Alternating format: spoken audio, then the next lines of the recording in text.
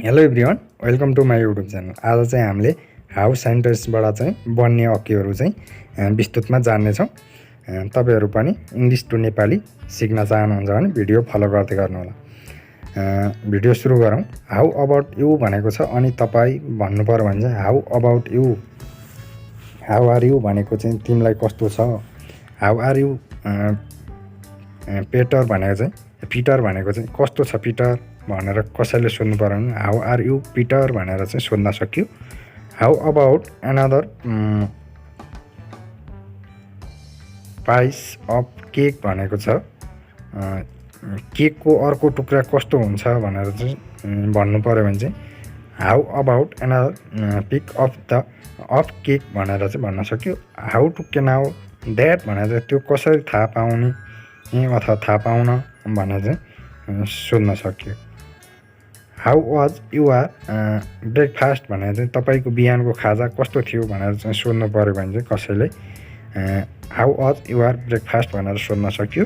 How was you're day भनेर चाहिँ तिम्रो दिन कस्तो भयो भनेर चाहिँ सोध्न सक्यो।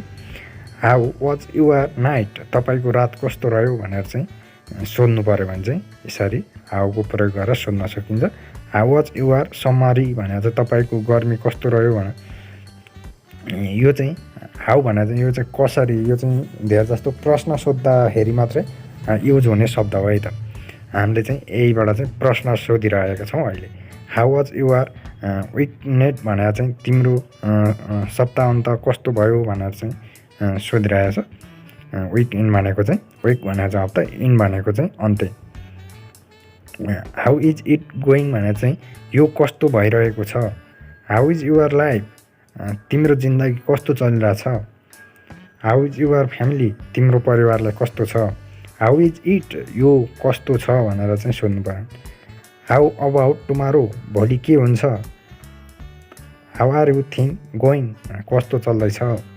हाउ आर यु थिङ के छ हाल खबर। How can I find this place भनेर यो ठाउँ म यो ठाउँ कसरी फेला पार्न सक्छु भनेर चाहिँ भनिरहेको। How can I get in touch with you भनेर चाहिँ भनिरहेको छ यसले। म तपाईँसँग कसरी सम्पर्क गर्न सक्छु। How can I get there भनेर म त्यहाँ कसरी पुग्न सक्छु भनेर चाहिँ भन्दैछ।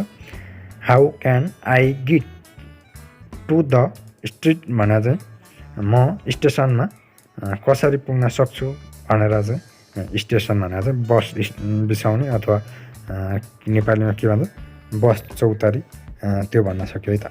How can I get to the station भनेको चाहिँ म स्टेसनमा चाहिँ कसरी पुग्न सक्छु। How can I help you भने म तपाईँलाई कसरी मद्दत गर्न सक्छु।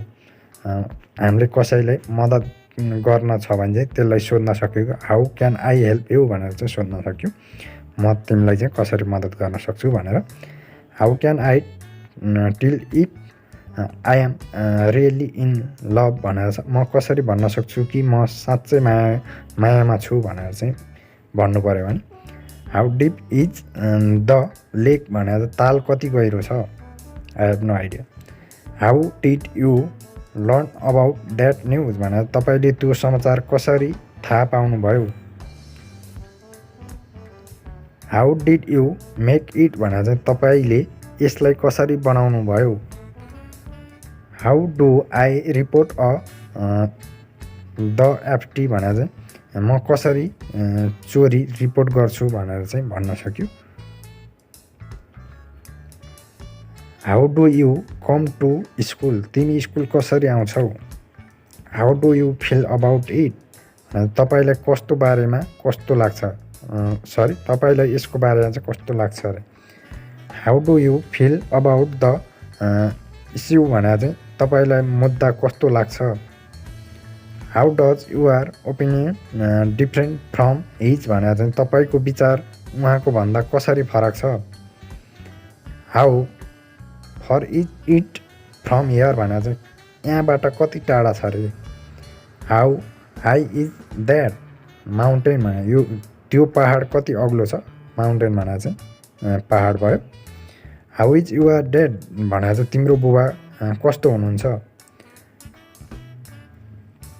How late are your open भने तिम्रो कति ढिलो खोल्छौ, तिमी कति ढिलो खोल्छौ। कसैले चाहिँ ढोका अथवा पसल केही बन्द गरिरहेको छ भने चाहिँ त्यसलाई सोध्नु पऱ्यो भने चाहिँ अङ्ग्रेजीमा कसरी खोल्छौ त तिमी। How late are you open, तिमी कति ढिलो खोल्छौ। How long can I keep this book, म यो किताब कहिलेसम्म राख्न सक्छु। हाउ ओल्ड आर यु, तिम्रो उमेर कति छ। How long will you stay there भने चाहिँ तिमी यहाँ कहिलेसम्म बस्छौ। How long does it take, कति समय लाग्छ। How many kinds do you have भने तिम्रो कतिवटा बच्चा छ। किड्स भनेको चाहिँ बच्चा। आजको लागि पनि हामीले प्रश्न सोध्ने बारेमा चाहिँ भिडियो लिएर आएको थियौँ। आजको लागि चाहिँ यति नै रहेको छ। हस् त, धन्यवाद।